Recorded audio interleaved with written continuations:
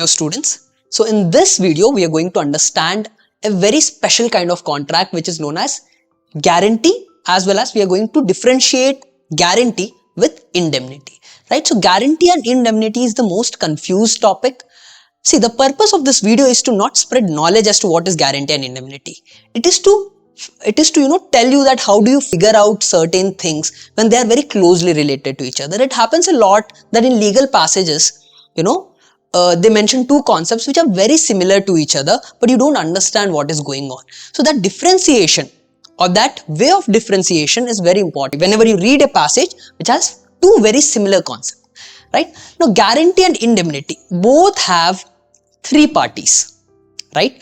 Now, let's try to understand what is indemnity and what is guarantee. Now,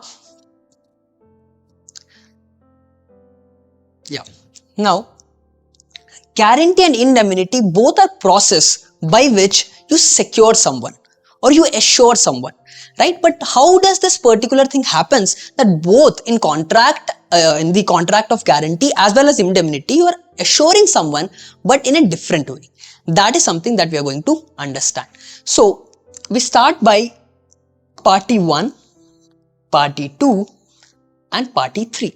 Three parties, right? So in contract of guarantee as well as in indemnity, what is happening is there is liability on someone, right? That means party number 1 has a liability.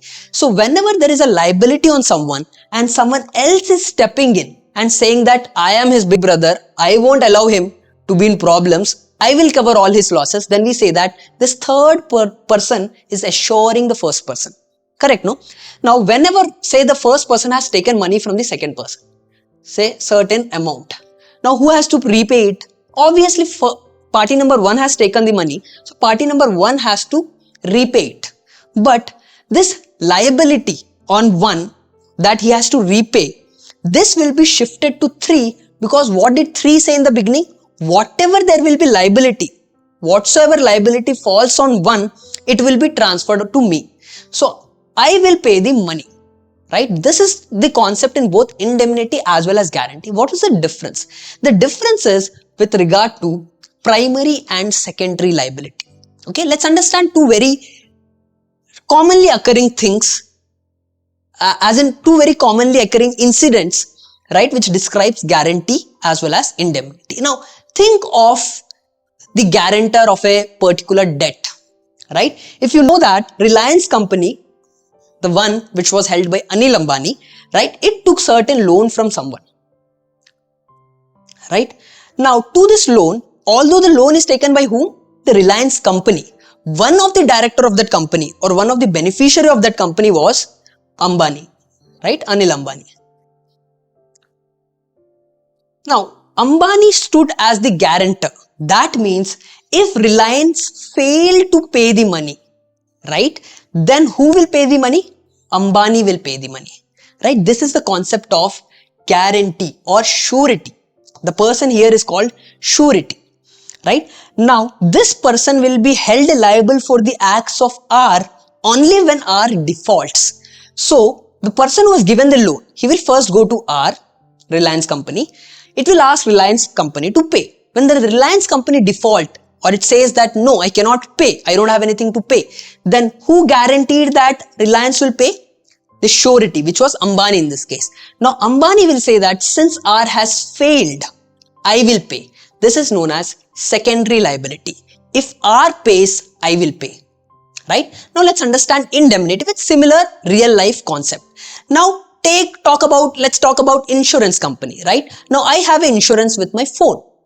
Now, the moment my phone falls somewhere, right? I was paying premium insurance. I was paying premiums to my insurance, phone insurance, which covered all the losses to the phone, right? Now, if my phone is covered, all the liability with regard to phone that falls on me, that will be covered by the insurance company. Correct? No? If today my phone slips from my hand and it falls down and it breaks. Now here, who should pay the money? I should pay the money for repair.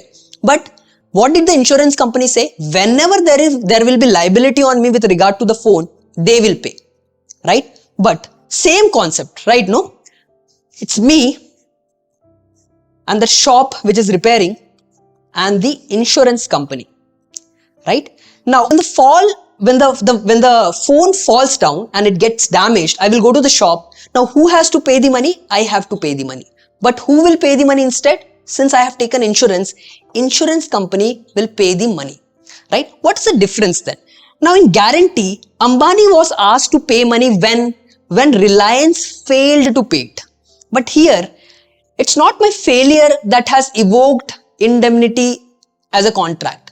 As in, when my phone falls down, the shopkeeper is not going to ask me any money, right? Say the phone falls down, the charges are 10,000 rupees. The expenses that were spent on repairing my phone were 10,000 rupees, right? Will the shop come to me and say that pay 10,000 and when I fail, then it will go to the insurance company?